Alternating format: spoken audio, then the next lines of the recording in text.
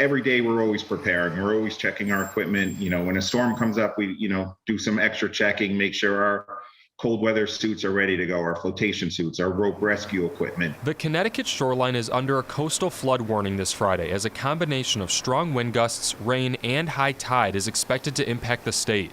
Water levels there could rise nearly 2.5 feet higher than normal. Milford Fire Battalion Chief Martin Halperin says they're getting ready to respond to areas of the city when the severe weather hits. Milford has some inland flooding because of some of the rivers, but typically the heavy flooding is on the coastline. New Haven officials are also keeping their eyes on the storm. We've got vehicles that are stacked up with barricades and over-the-road flooding signs that will go out on Friday. We anticipate at high tide, which is 10:30 Friday morning, we anticipate some flooding along the coast. Rick Fontana is the director of emergency operations for the city. He says they're catching a break because snow isn't in the picture, but the strong wind and cold aren't painting a pretty image just a few days from Christmas. I think the more important thing is going to be the wind, the potential loss of tree limbs or trees. Officials are warning people in areas prone to flooding to plan accordingly. Move your cars away from the spots that could end up underwater. And if you do encounter a flooded road, they recommend finding a different route. I would not try to drive through it. It may look shallow, but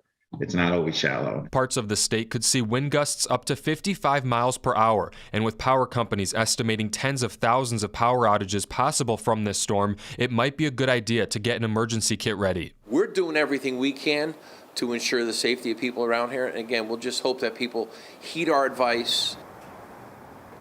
Eversource and United Illuminating say they are prepared with hundreds of crews ready to respond to the hardest hit areas and to make sure people aren't left in the dark for too long heading into the Christmas weekend. In the studio, Tony Black, Fox 61 News.